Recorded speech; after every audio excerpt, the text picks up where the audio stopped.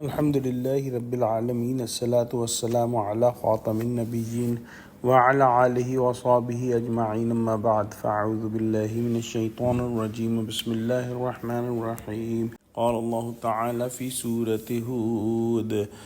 وَيَا قَوْمِ لَا يَجْرِمَنَّكُمْ شِقَاقِي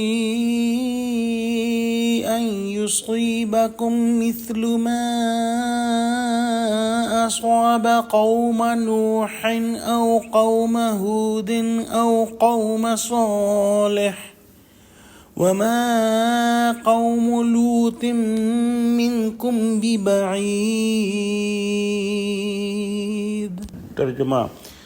اور اے قوم، میری مخالفت تم سے کوئی ایسا کام نہ کرا دے کہ جیسی مصیبت نوح کی قوم یا ہود کی قوم یا صالح کی قوم پر واقع ہوئی تھی ویسی ہی مصیبت تم پر واقع ہو، اور لوط کی قوم کا زمانہ تو تم سے کچھ دور نہیں۔ اگلی آیت میں ارشاد ہوا وَاسْتَغْفِرُوا رَبَّكُمْ ثُمَّ تُوبُوا إِلَيْهِ إِنَّ رَبِّي رَحِيمٌ وَدُودٌ۔ ترجمہ: اور اپنے پروردگار سے بخشش مانگو اور اس کے آگے توبہ کرو، بے شک میرا پروردگار رحم والا اور محبت والا ہے۔ حضرت شعیب علیہ السلام نے اپنی قوم سے یہ بھی کہا کہ میری ضد اور عداوت کے جوش میں ایسی حرکتیں مت کرنا کہ تم کو گزشتہ اقوام کی طرح سخت تباہ کن عذاب کا مستحق بنا دیں۔ نوح، ہود اور صالح علیہم السلام کی امتوں پر تکذیب اور عداوت کی بدولت جو عذاب آئے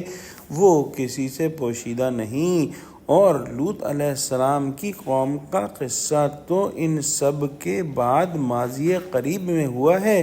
اس کی یاد تمہارے حافظے میں تازہ ہوگی، ان نظائر کو فراموش مت کرو۔ کیسا ہی پرانا اور کٹر مجرم ہو، جب اللہ سبحانہ وتعالی کے سامنے صدق دل سے رجوع کرتا ہے تو اللہ سبحانہ وتعالی اپنی مہربانی سے معاف کر دیتا ہے، بلکہ اللہ سبحانہ وتعالی اس سے محبت کرنے لگتا ہے۔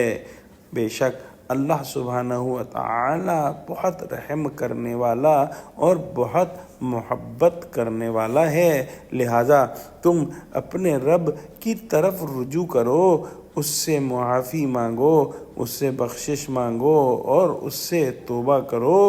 وہ تم پر بھی رحم فرمائے گا اور تم کو معاف فرما دے گا۔